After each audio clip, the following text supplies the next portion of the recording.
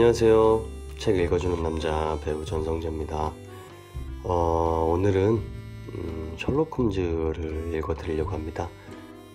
단편집인데요. 먼저 첫 번째 단편집으로 보헤미아의 스캔들을 읽어드리겠습니다. 즐겁게 들어주시고 지금 겨울인데 서울에 눈이 내렸어요. 첫눈인 것 같은데 좀 많이 내리네요. 눈길 조심하시고 감기도 조심하시고 늘 행복하셨으면 좋겠습니다. 자, 읽어드리겠습니다. 보헤미아의 스캔들. 셜록 홈즈에게 그녀는 언제나 그 여인이다. 그 밖에 다른 표현으로 부르는 것을 나는 좀채 들은 적이 없다. 홈즈가 보기에 그녀는 우리가 흔히 말하는 여자라는 표현을 뛰어넘은 존재이다. 그렇다고 그가 아이린 애들러에게 사랑에 가까운 감정을 품고 있는 것은 아니다. 모든 감정, 그 중에서도 특히 사랑이라는 감정은 냉정하고 예리하며 놀랄 만큼 균형 잡힌 홈즈의 정신세계에서는 혐오스러운 존재다.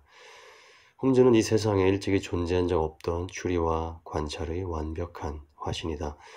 따라서 사랑을 하는 남자라는 것은 가당치도 않다. 그는 인간의 달콤한 애정 따위에 대해서 이야기할 때 언제나 비웃음과 조롱을 곁들였다. 그런 그의 처신은 인간의 동기와 행위를 적나라하게 파헤쳐 나가야 하는 관찰자로서는 나무랄 데 없는 행동이다. 게다가 숙련된 추리가의 복잡 미묘하게 조화된 정신상태 속에 그와 같은 감정이 침입하는 것을 허용하는 것은 혼란의 씨앗을 심는 것이며, 그렇게 된다면 그는 정신의 모든 기능을 신용하지 못하게 될 것이다. 그러한 성질이 남자에게 만일 강렬한 정서가 발생한다면 그것은 민감한 기기에 들어간 모래알과 같고, 또한 그가 갖고 있는 고성능 확대경에 생긴 균열보다도 더 큰 착오와 분란을 일으킬 것이다. 그러나 예외도 있다. 지금은 떠나고 없는 한 여자, 사람들의 기억 속에 정체를 알 수 없는 수상한 여자로 남아있는 아이린 애들러가 바로 그 예외다. 나 왓슨 박사는 요즘 홈즈와 거의 만나지 않았다. 나의 결혼이 우리 둘 사이를 떼어놓은 셈이다. 나는 더없이 행복하다. 처음으로 한 가정의 주인이 된 사람이라면 다른 일보다는 가정을 중심으로 벌어지는 일들에 더 흥미를 느끼는 법이다. 나 역시 그랬다. 한편 홈즈는 완전히 탈속한 마음이 되어 사람들과 교제를 피하며 여전히 베이커가에 살고 있었는데, 산더미 같은 고서 속에 파묻혀서 많은 날들을 코카인과 공명심에 담닉해 살고 있었다. 때로는 마약에 취해 꿈속을 헤매는 사람이 되기도 하고, 때로는 그만이 지닌 날카로운 천성에 의해 정력적으로 일을 하기도 했다. 그는 계속 범죄 연구에 몰두했는데 헤아릴 수 없는 재능과 놀라운 관찰력을 구사하여 경찰이 손든 사건의 실마리를 경찰이 어디였죠? 경찰이 경찰이 손든 사건의 실마리를 찾아내고 그 수수께끼를 해결했다. 나도 가끔 그의 활약을 어렴풋하게나마 들었다. 예를 들면 트레포프 씨의 살인사건으로 오대사의 초청을 받아 갔다느니, 트링코말리의 에트킨슨 형제의 기괴한 참극을 해결했다느니, 네덜란드 왕실이 의뢰한 사건을 멋지게 해결했다느니 하는 이야기들이다.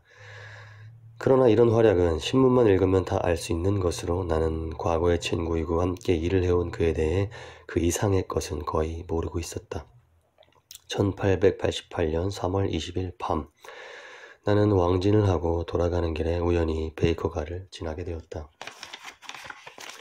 나의 연애 시절이며 또한 주홍색 연구 사건에 비참했던 일을 생각나게 하는 잊으려야 잊을 수 없는 출입구 앞에 도착했을 때 나는 홈즈와 다시 만난 그가 요즘 그 천재적 능력을 어떻게 활용하고 있는지 알고 싶었다. 그의 방에는 환하게 불이 켜져 있었다. 잠깐 올려다보는 동안에도 그의 후리후리한 그림자가 2번이나 창문 커튼에 어른거렸다. 그는 고개를 떨어뜨리고 뒷짐을 진 채 방 안을 서성거리고 있었다. 그의 기분이나 버릇 따위를 모두 알고 있었기 때문에 이 자세와 움직임만 보아도 충분했다. 그는 또다시 일을 하고 있는 것이다. 마약으로 몽롱해진 꿈나라에서 벗어나 새로운 사건 해결에 열중해 있는 것이다. 나는 배를 울렸다. 그리고 잠시 후 전에는 나와 공동으로 사용했던 그 방으로 안내되었다. 그는 감정을 과장하여 표현하는 남자가 아니다. 항상 그렇다. 그러나 나의 방문을 기뻐한다는 사실만은 파악할 수 있었다. 인사말도 없이 부드러운 눈빛으로 쳐다보더니 안락 의자에 앉으라고 손짓을 했다. 이어서 시가상자를 던져주었고 또 술상자와 탄산수를 만드는 장치가 방구석에 있다는 것을 손가락으로 가리켰다. 그러고는 불 앞에 서더니 그 이상하도록 꿰뚫어보는 듯한 표정으로 나를 살펴보았다. 결혼 생활이 꽤 만족스러운 모양이군, 왓슨. 전에 만났을 때보다 7파운드 반은 찐 것 같아. 7파운드야, 내가 대답했다. 그런가, 더 찐 것처럼 보이는데. 7파운드라고 하지만 분명 더 될 거야. 다시 개업을 했지? 그런 소문을 들은 건 아니지만. 어떻게 알았나? 추리로 알지. 그뿐인 줄 아나. 얼마 전에 비를 많이 맞았고 자네 집에는 몹시 솜씨 없고 조심성 없는 가정부가 있다는 것도 알고 있다네. 이것 봐. 자네한테 못 당하겠어. 만약 자네가 몇 세기 전에 태어났었다면 틀림없이 마법사라며 화형을 당했을 거야. 사실 목요일에 시골길을 가다가 비를 흠뻑 맞고 돌아왔네. 그러나 옷도 갈아입고 왔는데 어떻게 그런 추리를 했지? 그리고 가정부 메리 제인에게는 두 손 다 들었네. 아내도 고개를 저으면서 곧 내보내야겠다고 하더군. 그런데 어떻게 그런 것까지 알았나? 그는 쿡쿡 웃으며 길고 부드러운 손을 비볐다. 아주 간단해. 전에 왼쪽 구두 안쪽 난로불이 비치는 부분에 나란히 난 상처가 6개 보이네. 이건 분명히 구두 바닥의 가장자리에 달라붙은 흙을 거칠게 긁어내려다 생긴 거야. 이것으로 2개의 추리가 가능하지. 하나는 자네는 날씨가 나쁜 날에 외출했다. 다른 하나는 자네 집 가정부는 구두에 흠을 내는 아주 조심성 없는 런던 도박의 대표적 표본이다. 그 다음은 자네가 개업을 했다는 점인데 정장을 한 신사가 요드푸름 냄새를 풍기고 오른손 집게 손가락에는 초산 은 때문에 생긴 검은 얼룩이 묻어있네. 게다가 바로 여기에 청진기가 들어있습니다 하고 가르쳐주듯 검은 실크헤트 안쪽에 블룩 부풀어 가지고 방에 들어왔는데도 의사임을 간파하지 못한다면 내 머리가 엉망으로 나빠졌다는 증거지. 나는 홈즈가 추리의 경로를 대수롭지 않게 설명하는 것을 듣고 웃음을 터뜨렸다. 자네 설명을 들으면 언제나 어처구니 없도록 간단해서 나도 문제없이 할 것 같은 생각이 들어. 그러나 추리의 과정을 듣기 전에는 자네가 이끌어내는 결론이 아리송해서 항상 어리둥절하고 말지. 이래봬도 내 눈은 자네 정도로 좋다고 자부하고 있지만 그건 그렇겠지. 그는 담배에 불을 붙이고 안락 의자에 몸을 내던지듯 앉으면서 말했다. 자네는 보기만 할 뿐 관찰을 하지 않아. 보는 것과 관찰하는 것은 완전히 달라. 예를 들면 자네도 현관에서 이 방으로 올라오는 계단을 여러 번 보았겠지? 가끔 보았지? 몇 번이나 보았나? 수백 번은 보았을 거야. 그렇다면 모두 몇 계단인가? 몇 계단? 모르겠는데? 그것 봐. 관찰하지 않았기 때문이야. 그러나 보기는 하지. 내가 말하고 싶은 것은 바로 그 점이야. 잘 듣기나. 나는 계단이 모두 17단이라고 알고 있어.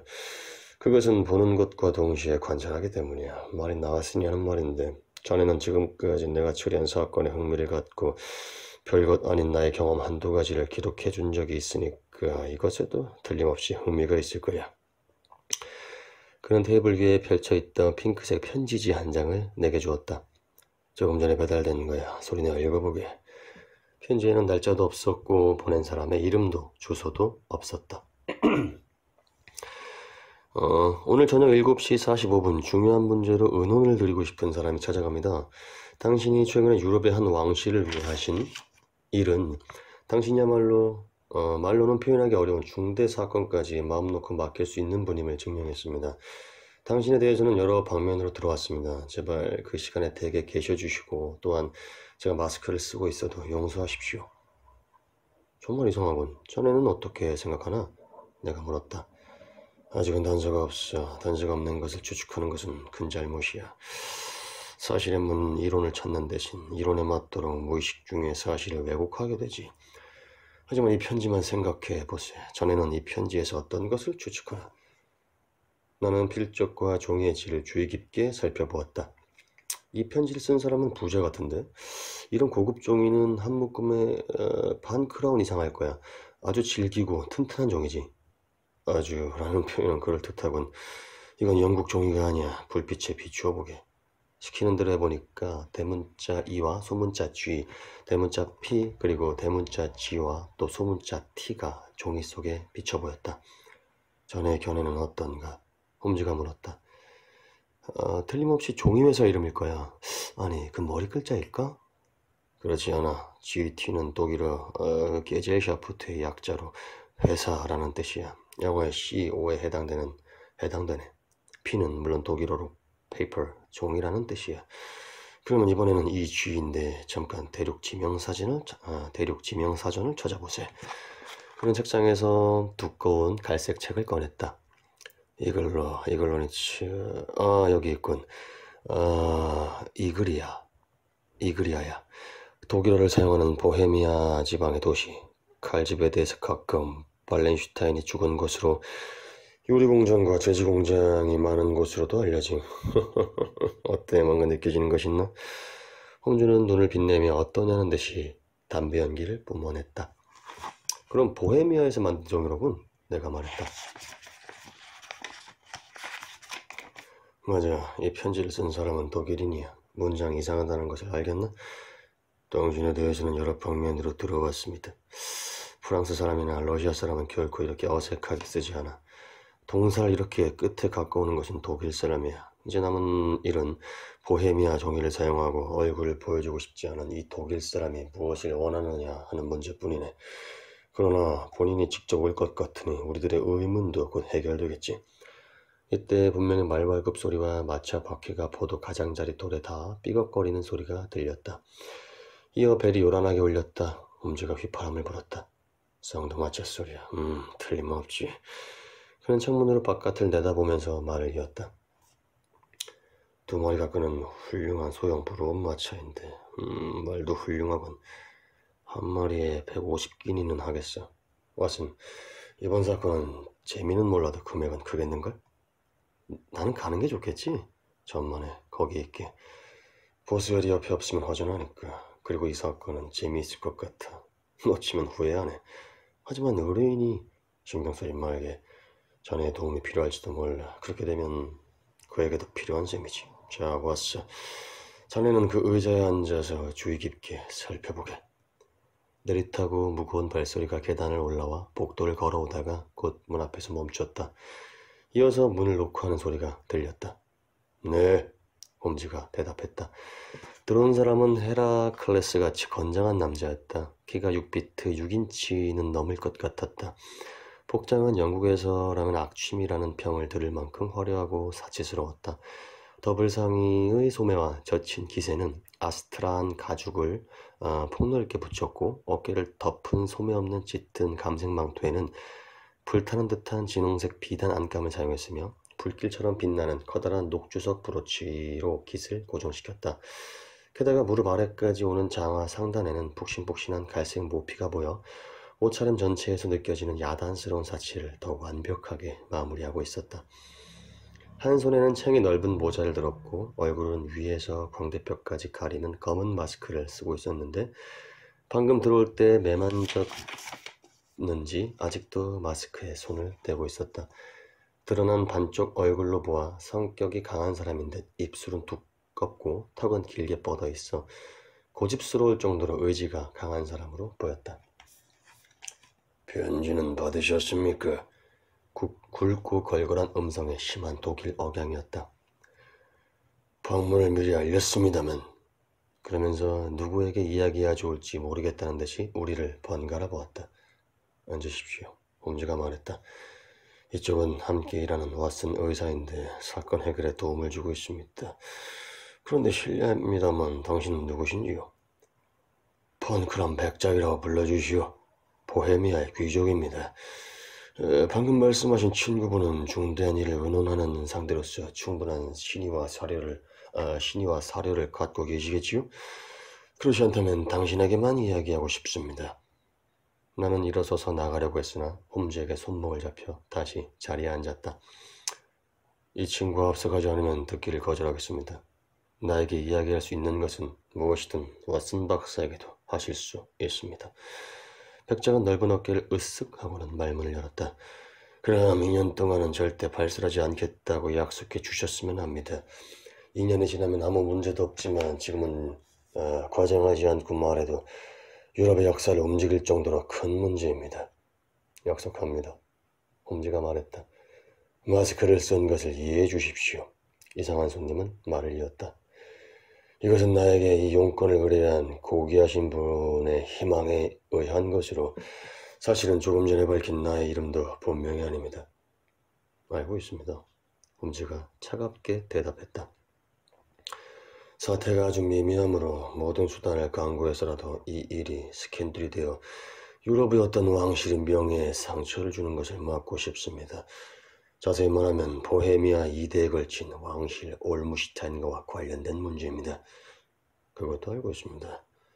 홈즈는 중얼거리듯 대답하고는 의자에 몸을 파묻고 눈을 감았다. 유럽에서 가장 명석한 이론가이자 정력적인 사립탐정이라는 사람이 이렇게 시큰둥한 모습을 보이자 손님은 어처구니가 없는 모양이었다. 홈즈는 천천히 눈을 뜨고 체격이 큰 의뢰인을 답답한 듯이 보았다. 황송한 부탁이지만 폐하께서 자신의 사건을 직접 말해주신다면 저도 격이 없이 도와드릴 수 있을 것입니다. 손님은 의자에서 벌떡 일어서더니 억누를 수 없는 마음의 동요 때문에 방 안을 이리저리 걸어다녔다. 그러고는 어쩔 수 없다는 듯이 얼굴에 마스크를 벗어 바닥에 내던졌다. 맞소! 손님은 소리쳤다. 나는 왕이요. 그런데 왜 숨기려고 했을까? 정말 그렇습니다. 홈즈는 조용히 말했다. 폐하께서 말씀을 꺼내기 전부터 저는 제가 말씀드리고 있는 상대가 보헤미아의 왕인 카셀 파르슈타인의 대공 빌헬름 고칠라히히 시그스문드 폰 올무슈타인 폐하라고 알고 있었습니다. 그러나 나의 이런 행동을 그대들이 이해해 줄지 걱정이요. 제발 이해해 주었으면 좋겠소. 나는 이런 문제를 처리하는 데는 익숙하지 않소. 그러나 사건이 미묘하므로 대리인에게 사정을 털어놓고 처리를 명하면 앞으로 대리인에게 약점을 잡힐 염려가 있어. 그래서 당신과 직접 상의하려고 프라하에서 몰래 이곳에 온 것이요. 이상한 방문객은 원래의 자리로 돌아가 희고 넓은 이마에 손을 얹으면서 말했다. 그럼 말씀하십시오. 홈즈는 말하고 또 눈을 감았다. 간단하게 설명하면 다음과 같소. 5년 전에 바르샤바에 오래 머물렀던 일이 있었는데 그때 아이린 애들러와 알게 되었소. 이 여자의 소문은 당신도 들어서 알 것이오. 왓슨 박사, 미안하지만 세균을 찾아주게. 홈즈가 눈을 감은 채 말했다. 그는 오랜 세월에 걸쳐 인물이나 사물에 대해 요점을 기록한 메모를 만들었기 때문에 언제 어떤 인물도 즉시 그 자리에서 조사할 수 있었다. 세균을 찾아보니까 유도교 랍비와 시메어에 대해 학술 논문을 쓴 해군 중령의 양력 사이에서 그 여자의 양력을 쉽게 발견할 수 있었다. 보여주게. 홈즈가 말했다. 1858년 미국 뉴저지주 출생, 콘트랄토 가수, 라스칼라 극장 출연, 바르샤바 황실 오페라단의 프리마돈나, 은퇴 후 런던의 주재. 알겠군. 그럼 폐하는 이 젊은 여성과 알게 되셨고 나중에 화근이 될 것 같은 편지를 보냈는데 그것을 찾고 싶은 것이 아닙니까? 그렇소. 그런데 어떻게 그걸 비밀 결혼을 하셨습니까? 아니요. 그럼 법적으로 유효한 서류나 증명서 같은 것이 있습니까? 아니요. 그렇다면 폐하의 마음을 이해할 수 없군요. 이 젊은 여성이 협박이나 다른 어떤 목적으로 폐하의 편지를 제시해도 폐하의 글씨라는 것을 증명할 수는 없다고 생각합니다. 필적이 증거가 되오. 필적은 흉내낼 수 있습니다. 내 전용 편지지를 사용했소. 전용 편지지는 도둑 맞을 수도 있습니다. 나의 봉인을 찍었소. 그것도 위조가 가능합니다. 사진을 갖고 있소. 돈을 주고 사면 됩니다. 아니, 함께 찍은 사진이요? 그건 안 됩니다. 폐하는 정말 경솔한 행동을 하셨습니다. 제정신이 아니었소. 미친 짓이었소. 정말 돌이킬 수 없는 짓을 저질렀군요. 나는 당시 왕세자였고 어려서 철이 없었소. 이제 내 나이도 30이군. 사진은 반드시 찾아야 합니다. 손을 써봤으나 실패했소. 돈을 내고 사는 겁니다. 아니요, 상대는 팔려가지 않소. 그럼 훔치는 것은 이미 5번이나 시도해 보았소. 도둑을 고용하여 온 집안을 샅샅이 뒤진 것이 2번, 그리고 한 번은 여행 중에 그녀의 소지품을 훔쳐도 보았고, 또 길에 잠복시킨 적도 2번 있소. 그러나 모두 실패였소. 흔적도 없었습니까? 전혀 없었소. 조금 흥미가 생기는군요. 홈즈가 웃으며 말했다. 그러나 당사자인 나는 매우 심각하오. 보헤미아 왕은 홈즈의 말이 언짢은 듯 반박했다. 그렇군요. 그런데 그녀는 사진을 가지고 무엇을 할 계획일까요? 나를 파멸시킬 속셈이오. 어떤 방법으로? 나는 머지않아 결혼하오. 알고 있습니다. 상대는 스칸디나비아 국왕의 둘째 딸 크로틸드 로스만 폰 삭세 메긴겐 공주요. 그 왕실의 가풍이 엄하다는 것은 그대도 알고 있을 것이오. 공주도 보통 사람과는 다르게 마음이 아주 예민하여 만일 나의 품행에 오점이 있다면 이 혼담은 깨지고 마오. 그럼 아이즈네들러의 계획은? 그쪽 왕실에 사진을 보내겠다고 협박하고 있소. 그 정도의 일은 하고도 남는 여자요. 당신은 모르겠지만 그녀는 강철 같은 정신을 갖고 있어. 얼굴은 여자 중에서 가장 아름답지만 마음은 어떤 억센 남자에게도 뒤지지 않을 정도로 강하오. 내가 다른 여자와 결혼하는 것을 방해하기 위해서라면 수단과 방법을 가리지 않을 것이오. 정말 그렇소. 아직 사진을 보내지 않은 것은 확실합니까?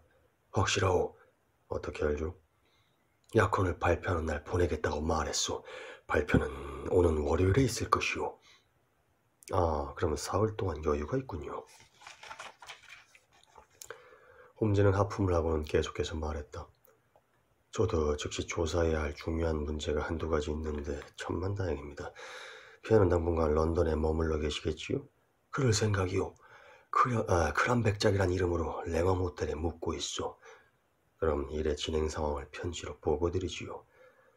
꼭 그렇게 해주시오. 걱정이 되어 견딜 수 없소. 비용은 백지수표를 맡기겠소. 정말입니까?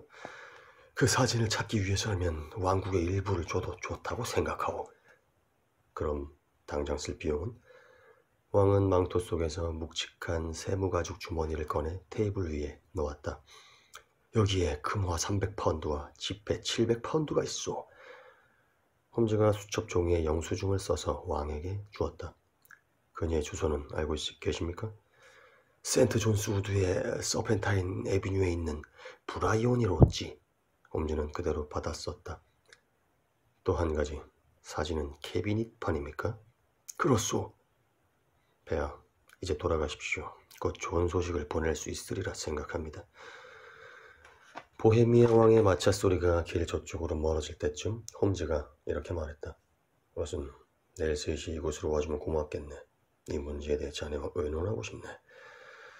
나는 이튿날 정각 3시에 베이커가를 방문했으나 홈즈는 아직 돌아오지 않았다.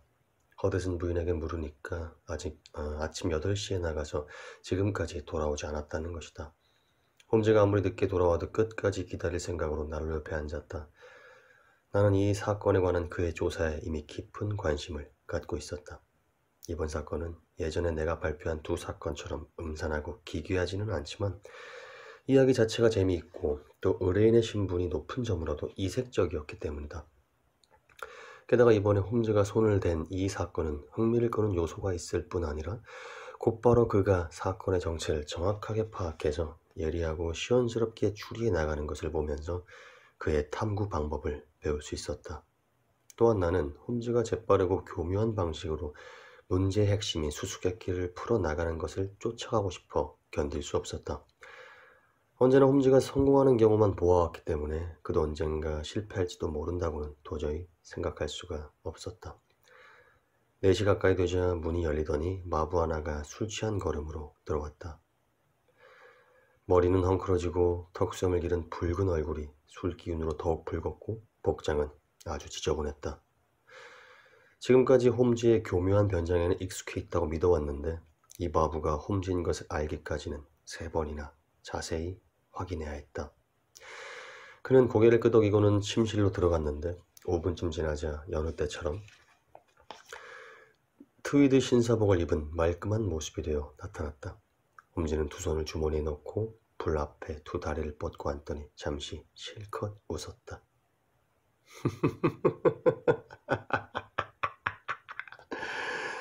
아, 정말. 홈즈는 숨을 가다듬느라고 헉헉거리다가 다시 낄낄거리고 웃더니 마침내 의자 위에 쭉 늘어졌다.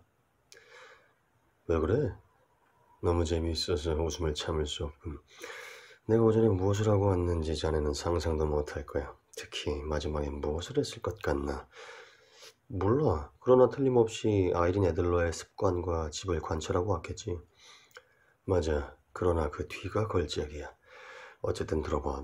나는 오늘 아침 8시 조금 지나서 일자리 없는 마부로 변장을 하고 집을 나갔지. 마부들의 우정과 동료의식은 정말 놀라울 정도여서 그들 사회에 들어가면 알고 싶은 것은 모두 다 들을 수 있지. 브라이오니 로치는 금세 찾았어. 아담하고 멋진 저택인데 뒤에 정원이 있고 도로를 향해 건물이 나와 있었네. 입구에는 처부 자물쇠가 있더군. 현관 오른쪽은 장식이 붙어있는 크고 훌륭한 거실인데 바닥까지 닿는 커다란 창문이 있었지. 그 창문엔 아이들이라도 열 수 있을 것 같은 영국식 자물쇠가 달려있을 뿐이었어. 뒤쪽은 이렇다 하게 별난 곳은 없었는데 다만 마차 차고 가까이에 복도 창문이 있었지.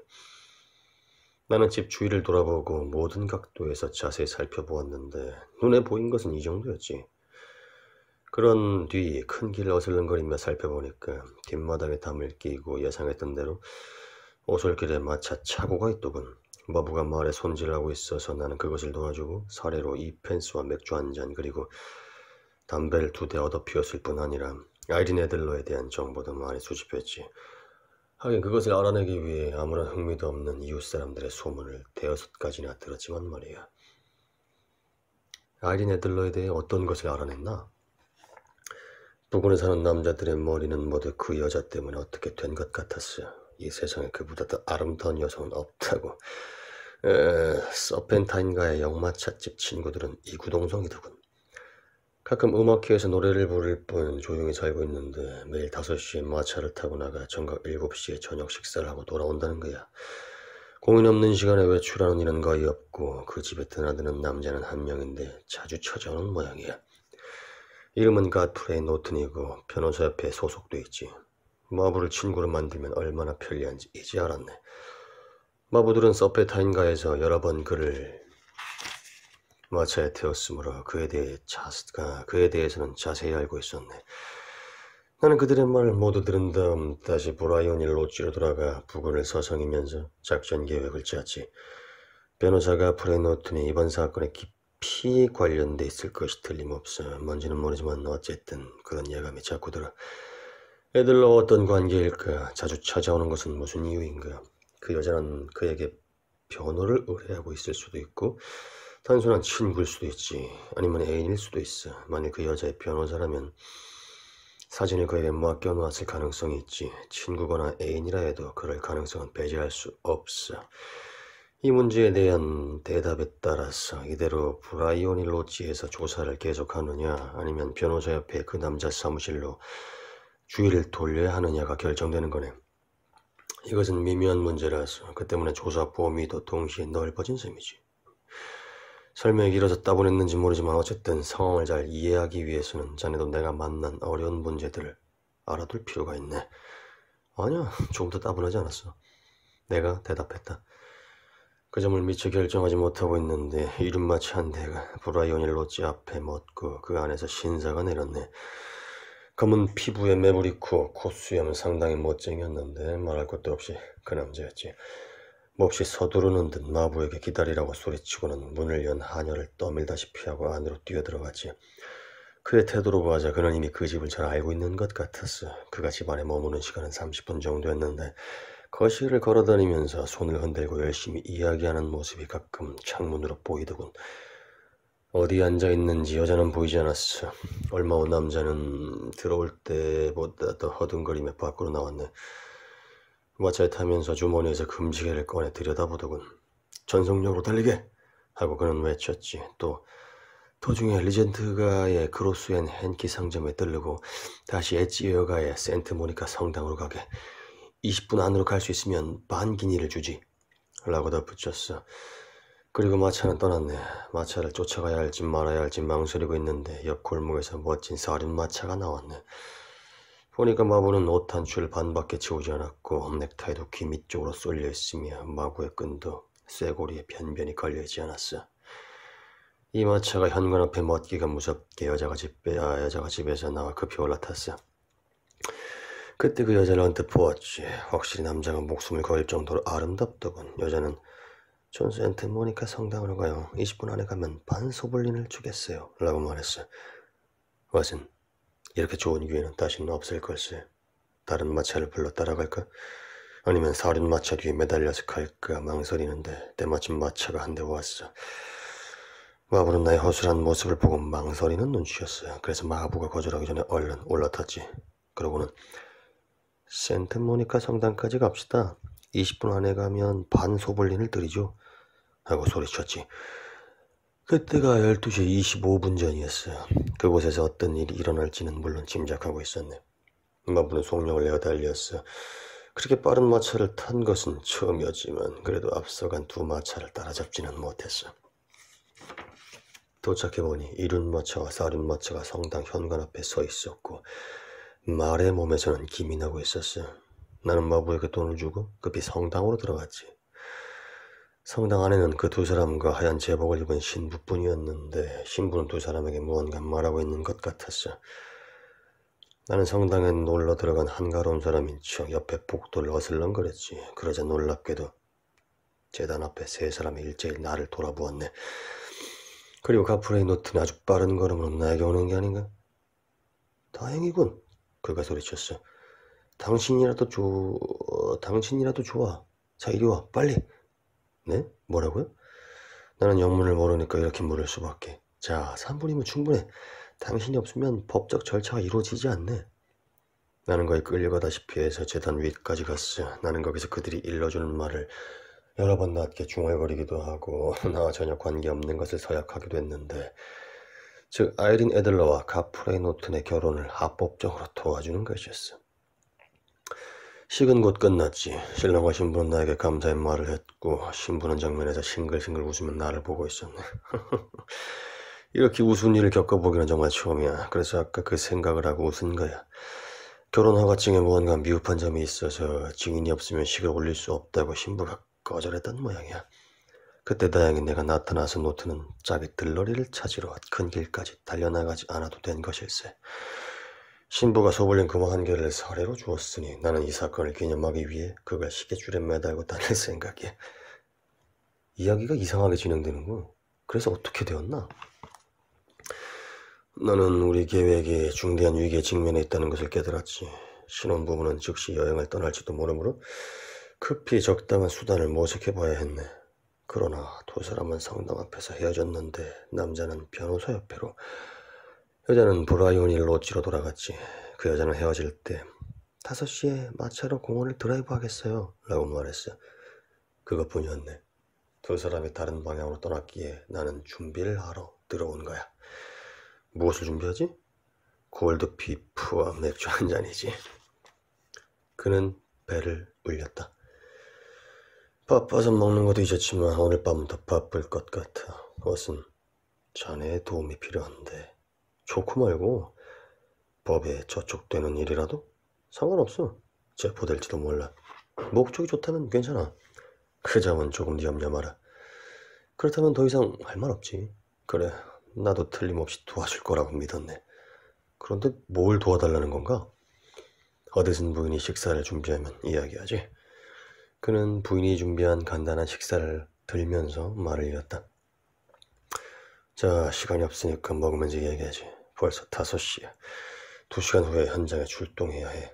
아이린 애들러, 아니 노튼 부인은 7시에 드라이브에서 돌아와. 우리는 그 여자와 만날 수 있도록 브라이오니 로지에 도착해 있어야 돼. 그리고 다음 일은 내게 맡겨. 각가지 상황에 대비할 수 있도록 여러 가지 대안을 이미 만들어 놓았네. 한 가지 말해둘 게 있는데 어떤 일이 있어도 자네는 나서지 말아야 해. 알겠나? 방관자가 되라는 말인가? 그래, 자네는 아무 일도 하면 안 돼. 좀 불쾌한 사건도 일어나겠지. 그러나 그것에 구애되어서는 안 되네. 나는 집 안으로 숨어 들어갈 거야. 그런 뒤 4, 5분 후에 거실 창문이 열릴 거야. 자네는 그 사이에 창문 바로 옆에서 대기하고 있게. 알았어. 나를 계속 보고 있어야 해. 좋아. 그리고 내가 이렇게 손을 들면 내가 준 물건을 방 안에 던지고 불이야 하고 소리쳐. 알겠는가? 알았네. 그리 위험한 물건은 아니야. 그는 주머니에서 시가처럼 생긴 긴 통을 꺼냈다. 배관공이 사용하는 발연통인데 자연발화가 되도록 양끝에 뇌관이 장치되어 있지. 자네 임무는 이것을 던지는 것뿐이야. 불이야 하고 한마디 외치면 그 다음은 구경꾼들이 알아서 떠들 거야. 그리고 자네는 곧 큰 길 끝까지 가서 기다리게. 그럼 내가 10분 후에 그곳으로 가겠네. 이만큼 설명했으니 다 알았겠지? 처음에는 방관자가 되고 그 다음에는 창가에 가서 자네를 지켜본다. 자네가 신호를 하면 이 물건을 안에 던지고 불이야 하고 소리친 다음 길 모퉁이에서 자네를 기다린다. 이러면 되는 거 아닌가? 맞네. 그럼 안심하고 맡기게. 정말 훌륭해. 시간이 없으니 이제부터 할 일을 준비해야지. 그는 침실에 들어간 지 5분도 지나지 않아서 상냥하고 마음씨 좋은 독립성당파의 신부가 되어 나타났다. 폭이 넓은 검은 모자에 더부룩한 바지, 하얀 넥타이, 거기다 친절한 미소를 띠고 온화한 눈빛으로 다정하게 사람을 바라보는 전체의 느낌. 그것은 명배우 존 헤어가 아니고는 흉내낼 수도 없을 것이다. 홈즈는 의상 하나만 바꾸는 것이 아니었다. 새로운 역할에 맞추어서 표정, 태도는 물론 마음까지 달라졌다. 그가 범죄 연구가가 되었기 때문에 과학계는 명석한 이론가를 잃었고 연극계 역시 훌륭한 배우를 얻지 못했다는 느낌이었다. 우리가 베이커화를 나선 것은 6시 15분이 지나서였는데 예정시간보다 10분 일찍 서펜타인가에 도착했다. 브라이오니 로찌는 홈즈의 간략한 설명을 듣고 내가 상상한 그대로였는데 주인은 생각만큼 한적하지는 않았다. 아니, 한적한 지역의 좁은 길치고는 이상하도록 활기에 넘쳐 있었다. 거리 모퉁이에서는 남루하게 옷을 입은 남자 몇 명이 담배를 피우면서 얘기를 하고 있었고 가위를 가는 사람은 숫돌을 돌리고 두 근위병은 아이 보는 여자를 희롱하고 있었다. 시가를 입에 물고 큰 길을 서성거리는 말쑥한 차림의 젊은이들도 보였다. 그러니까 집 앞을 어슬렁대고 있는데 홈즈가 말을 걸어왔다. 이 결혼 덕분에 사건이 오히려 간단해졌지. 그 사진이 양날의 검이 되었어. 우리 의뢰인이 공주에게 그 사진을 보이고 싶지 않듯이 이 여자도 카프레이 노튼에게 그 사진을 보이고 싶지 않을 것이 분명해. 그런데 문제는 어디에 사진을 감추어 놓았느냐거든. 대체 어디일까? 설마 갖고 다니지는 않겠지. 캐비닛판이라고 하니까 너무 커서 옷에는 감추지 못할 거야. 이미 2번씩이나 당했으니까 왕이 사람을 숨겨놓았다가 몸을 수색할지도 모른다는 것쯤은 그 여자도 알고 있어. 따라서 갖고 다니지 않는다고 생각해도 좋아. 그럼 어디에? 은행이나 변호사일 수 있지. 두 가지 모두 가능성은 있어. 그러나 그 어느 쪽도 아닌 것 같아. 여자는 선천적으로 비밀주의자라서 자기 손으로 감추는 것을 좋아해. 남에게 맡기지 않았을 거야. 그 여자가 갖고 있다면 일단 안심은 되지만 만일 은행이나 변호사 수중에 있다면 뒤로 손을 쓰거나 정치적 압력을 가해야 할지도 몰라. 그러나 그 여자가 2, 3일 안으로 그것을 이용할 속셈이라는 걸 잊어서는 안 돼. 그러니 사진은 필요할 때 즉시 꺼낼 수 있는 장소에 있겠지? 틀림없이 집 안에 두었을 거야. 하지만 도둑을 가정해 이미 2번이나 집안을 수색했어. 변변치 않은 친구들의 수색. 그럼 자네는 어떻게 찾으려고 하는데? 찾지는 않겠네. 그럼 뭐 특별한 방안이라도 있나? 그 여자 스스로 장소를 밝히게 만드는 거지. 밝힐 리가 없어. 밝히지 않을 수 없을걸? 마차 소리가 들리는군. 그 여자의 마차야. 자, 아까 내가 한 말을 잊지 말고 꼭 그대로 해주게. 그의 말대로 큰 길 모퉁이를 돌아오는 마차에 불빛이 보였다. 예쁜 소형 사륜 마차가 브라이오니 로지 입구에서 멈췄다. 마차가 멈추자 길 모퉁이에 있던 불황자 하나가 동전을 얻으려고 달려가 문을 열려고 했다. 그러나 같은 목적으로 달려온 다른 불황자한테 떠밀렸다. 곧 치열한 싸움이 벌어졌는데 근위병 2사람이 한쪽 편을 들자 이번에는 가위를 가는 사람이 반대쪽을 편들어 소란은 더욱 커졌다. 욕설이 오가고 주먹질이 일어났다. 마차에서 내린 여자는 주먹과 지팡이를 사납게 휘두르는 남자들의 치열한 싸움에 휘말리고 말았다. 홈즈는 그 여자를 보호하려고 난투 속으로 뛰어들었다. 그러나 옆에까지 달려간 순간 비명을 지르더니 얼굴에 피를 흘리며 쓰러졌다. 두 근위병은 그것을 보고 어딘가로 달아났고 불황자들도 반대 방향으로 도망쳤다. 그러자 지금까지 싸움에 끼어들지 않고 구경만 하던 말쑥한 차림의 청년들이 우르르 달려와 부인을 구하고 부상자의 상처를 돌보기 시작했다. 아이린 애들러는 서둘러 돌계단을 올라갔다. 그러나 맨 위 계단에서 현관 불빛이 그 아름다운 모습을 보이면서 서더니 조금 전에 그 난장판을 돌아보았다. 그분은 많이 다쳤나요? 아이린 애들러가 물었다. 죽었습니다. 몇 사람의 목소리가 대답했다. 아니야, 아직 숨 묻어 있어. 그러나 병원까지 갈 여유는 없을 것 같아. 다른 남자가 소리쳤다. 용감한 남자네요. 한 여자가 말했다. 이 사람이 아니었으면 부인은 지갑과 시계를 빼앗겼을 겁니다. 놈들은 강도였어요. 큰일 날 뻔했어요. 숨을 쉬고 있어. 이 상태로 길바닥에 뉘어놓을 수는 없어. 부인, 댁으로 옮기면 안 될까요? 좋아요. 거실로 오세요. 소파가 있으니까요. 자, 이리로. 홈즈가 소란 속에서 천천히 브라이언이 롯지로 운반되어 거실에 눕혀지는 것을 나는 창가에 정해진 장소에서 계속 지켜보았다. 방 안에는 램프가 켜 있었다. 커튼이 내려져 있지 않아서 홈즈가 소파에 누워있는 그 모습을 볼 수 있었다. 그때 홈즈는 자기 연기에 대해 양심의 가책을 느꼈는지 어떤지 모르지만 나는 우리의 음모에 속아 넘어간 아름다운 여성을 보고 그리고 그 여자가 부상자를 친절하게 보살피는 것을 보자 왠지 지금까지 한 번도 느껴보지 못한 강렬한 죄책감에 사로잡혔다. 하지만 지금 내 역할을 포기한다면 홈즈에게 비열하게 짝이 없는 배신을 하는 것이 된다. 나는 마음을 독하게 먹고 긴 외투 속에서 발연통을 꺼냈다. 이것은 여자를 해치는 것이 아니다. 여자가 다른 사람을 해치는 것을 미연에 방지하려는 수단일 뿐이다. 하고 나는 나 자신에게 말했다. 홈즈가 소파에 일어나 숨이 답답한 듯한 몸짓을 하는 것이 보였다. 그러자 하녀가 달려와서 창문을 활짝 열었다. 그와 동시에 홈즈가 손을 올렸다. 그 신호로 나는 발연통을 방 안에 던지고 불이야 하고 소리쳤다. 나의 입에서 외침이 나오자마자 신사도 마부도 하인도 하녀까지 그 부근에 있던 사람들이 모두 합창하듯 불이야 하고 소리를 질렀다. 연기가 방 안에 자욱하게 퍼지고 소용돌이 치면서 창문으로 흘러나왔다. 연기 속에서 뛰어다니는 사람들의 모습이 보였으나 조금 있으니까 불이 아니다, 누가 거짓말을 한 거다 하면서 사람들을 진정시키고 있는 홈즈의 목소리가 들렸다. 나는 떠드는 사람들 틈에서 빠져나와 거리 모퉁이로 몸을 감췄다. 10분 후에 홈즈가 내 손을 잡아 끌어 소동이 일어난 현장에서 멀리 떠날 수 있어서 겨우 마음을 놓았다. 홈즈는 몇 분 동안 아무 말 없이 빠르게 걷다가 엣지 웨어가로 나서는 조용한 골목으로 들어섰다. 아주 잘해서 왓슨, 나무랄 데 없었네. 모든 것이 뜻대로 되었어. 사진을 찾았나? 감춘 장소를 알았지. 어떻게?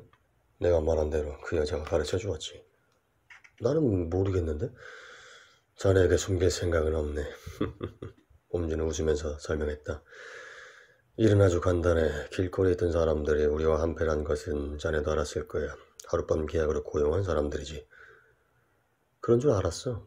싸움이 벌어졌을 때 나는 손에 물감을 쥐고 있었네. 소동 속에 뛰어들어 쓰러진 다음 그 손으로 얼굴을 문지르고 처량한 구경꾼이 된 것이 낡은 수법이야. 내가 알고 있었어. 그러고는 집안으로 운반되었지. 그 여자도 거절할 수 없었던 거야. 달리 어쩔 수 있었겠나. 그들은 내가 수상하다고 생각했는지 저 거실에다 옮겨놓았어. 사진이 거실이나 침실에 있을 거라고 짐작한 나는 그 사진이 어디에 있는지 확인하고 싶었네.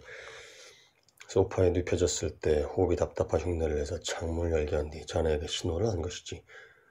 그것이 어떻게 도움이 되었나? 크게 도움이 되었지. 여자는 집에 불이 난 것을 알면 제일 먼저 가장 가치 있는 물건이 있는 것으로 뛰어가기 마련이야. 이것은 여자의 어찌할 수 없는 본능이라 나는 그 점을 적당히 이용해오고 있지. 달링턴 바꿔치기 사건에서도 사용했었고 앤즈워스 성 사건에서도 써먹었네. 부인이라면 아기를 보호하려 하고 미혼 여성은 보석 상자로 뛰어가네. 그런데 오늘의 그 여자 말인데 그 여자에게 가장 중요하고 소중한 물건은 아마 우리가 찾고 있는 사진일 거네. 그래서 그 여자가 가장 먼저 그곳을 감춰둔 곳으로 달려갈 것이라 생각했지. 자네가 불이야 하고 소리친 것은 박진감이 있었어. 연기가 솟아오르고 사람들이 떠들어대면 아무리 침착한 여자라도 당황하게 되지. 그 여자도 아름답게 반응했지. 그 사진은 오른쪽 벨끈 바로 위 벽 판자 위에 오목한 곳에 감추어져 있더군. 그 여자가 반사적으로 그곳에 가서 사진을 반쯤 꺼내는 것을 나는 확인했어. 그런데 내가 불효아니다 누가 거짓말을 한 거다 하고 소리치니까 그 여자는 사진을 제자리에 넣고 발연통을 흘깃 보더니 밖으로 뛰어나가지. 그리고 다시 그 방에 나타나지 않았음. 나는 일어서서 그곳에서 빠져나왔네. 사진을 지금 갖고 나갈까 어쩔까 잠시 생각했는데 마부가 방에 들어와서 집요하게 나를 보고 있어서 뒤로 미루는 게 안전하다고 생각했지. 너무 서두르면 일을 그르칠 수도 있으니까. 앞으로 어떻게 할 건가? 조사는 끝난 거나 마찬가지야. 내일 폐하와 함께 그 여자를 방문하겠어. 자네도 괜찮으면 같이 가지. 우리는 거실에서 기다리게 되겠지만 그 여자가 왔을 때는 우리도 사진과 함께 사라지고 없을 것이네. 폐하는 직접 사진을 찾으면 매우 만족하실 거네. 몇 시에 방문할 생각인가? 오전 8시. 그때 그 여자는 일어나지 않았을 테니까 자유롭게 일을 할 수 있지. 게다가 이번 결혼으로 그 여자의 생활 습관이 바뀔 수 있으므로 서둘 필요가 있어. 폐하에게 전보를 쳐야겠군. 베이커가까지 돌아가 입구 앞에 서서 홈즈가 열쇠를 찾고 있는데 지나가던 사람이 말을 걸었다. 셜록 홈즈 씨, 안녕하세요. 그때 길에는 행인이 몇 명 있었는데 말을 건 사람은 빠른 걸음으로 벌써 멀리 가고 있는 긴 외투를 입은 날씬한 젊은이 같았다. 저 목소리는 들은 적이 있어. 홈즈는 가로등이 켜진 어스름한 길을 보면서 말했다. 그런데 누구지? 그는 고개를 갸우뚱했다. 나는 그날 밤 베이커가에서 잤다. 그리고 이튿날 아침에 토스트와 커피로 간단히 식사를 하는데 보헤미아 왕이 뛰어들어왔다. 벌써 찾았소? 왕은 셜록 홈즈의 어깨를 잡고 뚫어질 듯이 얼굴을 보면서 소리쳤다. 아직 찾지 못했습니다. 찾을 수 있겠지요? 그렇습니다. 그럼 떠납시다. 나는 잠시도 가만히 있을 수 없소. 마차를 부르겠습니다. 아니요. 내 사륜마차를 대기시켜 놓았소. 그거 참 다행입니다. 우리는 아래층으로 내려가 브라이오니 로지로 향했다. 아이린 애들러는 결혼했습니다. 홈즈가 말했다. 결혼? 언제? 어제입니다. 상대는? 노튼이라는 영국인 변호자입니다. 아이린은 그를 사랑하지 않을 거요. 저는 그 여자가 사랑하기를 바랍니다. 어째서 그걸 바라오? 만일 그렇다면 앞으로 폐하를 협박하지 않을 것이라 생각하기 때문입니다. 그 여자가 남편을 사랑한다면 폐하에게는 이미 애정이 없을 것입니다. 폐하에 대하여 애정이 없으면 폐하가 어떤 일을 하든 방해하지 않을 것입니다. 그건 맞는 얘기요. 그렇기는 하지만 그 여자가 나와 신분이 대등하기만 하다면 얼마나 훌륭한 왕비가 되었을까. 왕은 다시 침울하게 입을 다물고 서펜타인가에 닿을 때까지 말이 없었다. 브라이오니 로지의 문은 열려 있었고 돌계단 위에 나이 든 여자가 서 있었다. 그 여자는 우리가 사륜마차에서 내리는 것을 비웃는 듯한 시선으로 지켜보고 있었다. 셜록 홈즈 씨? 여자가 물었다. 맞습니다. 홈즈는 뜻밖이라는 듯이 약간 당황해서 여자를 보았다. 역시 당신이 올 거라고 부인이 말씀하셨습니다. 부인은 남편과 함께 오늘 아침 5시 15분 기차로 체링크로스역에서 대륙으로 출발했습니다. 뭐라고? 셜록 홈즈는 놀라움과 분함으로 뒷걸음을 쳤다. 영국을 떠났습니까? 다시는 돌아오지 않을 겁니다. 그러면 편지는? 왕이 짓눌린 음성으로 물었다. 모든 것이 사라졌군. 조사해보세. 홈즈가 여자를 밀고 거실로 뛰어들었으므로 왕과 나도 그 뒤를 따랐다. 가구가 방 안에 어지럽게 흩어져 있었다. 선반도 떨어지고 서랍은 열려있는 채여서 아이린이 출발하기 전에 얼마나 서둘렀는가를 말해주고 있었다. 홈즈는 벨끈이 있는 곳으로 달려가 작은 미닫이를 열고 손을 넣더니 사진 한 장과 편지를 꺼냈다. 사진은 야회복 차림의 아이린 애들러를 찍은 것이고 편지 봉투에는 셜록 홈즈 씨가 방문하셨을 때 읽으세요 라고 써 있었다. 홈즈는 봉투를 뜯자마자 우리의 시선은 모두 그 편지로 집중되었다. 날짜와 시간은 어젯밤 12시로 되어 있고 내용은 다음과 같았다. 다시.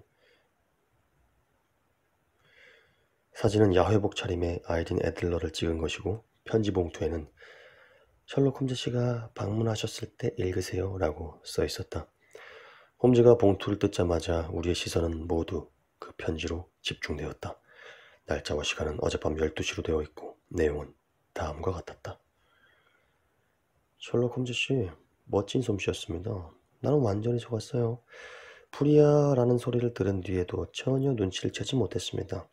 하지만 그 후 내가 너무 어수룩했다는 것을 깨닫고 생각해 보았습니다. 폐하가 누군가에게 의뢰를 한다면 당신에게 할 거라며 몇 개월 전에 당신을 경계하라는 주의를 받은 적이 있었습니다. 그러고는 주소까지 알려주었지요. 그랬는데도 당신이 궁금히 여기는 것을 나 스스로 밝히고 말았습니다.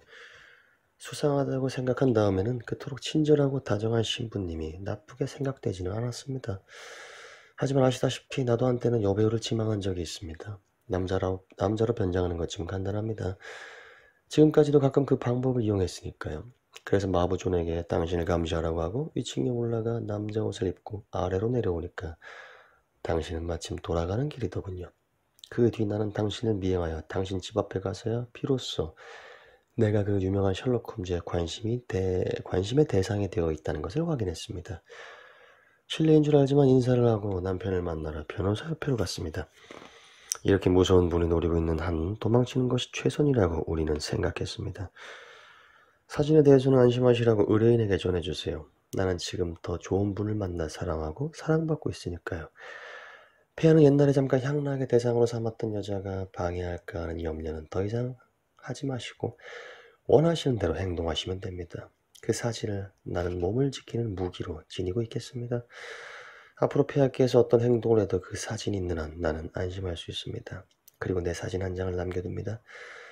폐하가 원하신다면 들으십시오. 그럼 안녕히 계십시오. 셜록 홈즈 씨. 결혼 전에는 아이린 애들러였던 아이린 노튼 드림. 아, 정말 훌륭한 여자다. 정말 훌륭한 여자야. 세 사람이 편지를 다 읽고 나자 보헤미아 왕이 감격하여 소리쳤다. 내가 말한 대로 지혜롭고 의지가 굳은 여자다. 나와 신분 차이만 없었다면 틀림없이 훌륭한 왕비가 되었을 텐데 정말 슬픈 일이오. 저도 이분은 폐하와 어울리지 않는다고 생각합니다.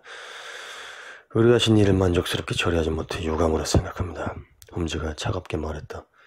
아니 천만에, 왕이 말했다. 이렇게 된 것에 만족하고 있어. 나는 그 여자가 약속을 지키리라 믿소. 사진은 이미 불태운 것이나 마찬가지요. 그 말씀을 들으니 마음이 놓입니다. 당신에게는 뭐라고 감사의 말을 해야 좋을지 모를 만큼 신세를 졌소. 이 보답을 어떻게 해야 좋을지 말해주시오. 이 반지를... 보헤미아 왕은 뱀처럼 생긴 에메랄드 반지를 빼어 그것을 손바닥에 놓고 내밀었다. 저에게 주는 거라면 폐하께서는 이보다 더 귀중한 물건을 갖고 계시다고 생각합니다. 홈즈가 말했다. 기탄 없이 말하시오. 이 사진입니다. 아이린의 사진을? 왕은 놀란 눈으로 홈즈를 보았다. 좋소. 그대가 원한다면. 고맙습니다. 그럼 폐하의 일은 이것으로 끝났다 생각되므로 진심으로 행운을 빌겠습니다. 홈즈는 머리를 숙이고는 보헤미아 왕이 내미는 손도 깨닫지 못한 채 몸을 돌려 나를 데리고 자기 방으로 돌아갔다. 이상이 보헤미아를 위협한 꺼림칙한 사건으로 셜록 홈즈의 계략도 한 여인의 지혜 앞에서 빛을 잃은 이야기이다. 그는 전에는 여자의 위트를 곧잘 비웃고는 했었는데 최근에는 그런 경멸의 말을 들은 적이 없다. 그리고 아이린에 대해서나 그 사진에 대한 이야기가 나올 때는 언제나 그는 그 여인이란 경칭을 사용한다.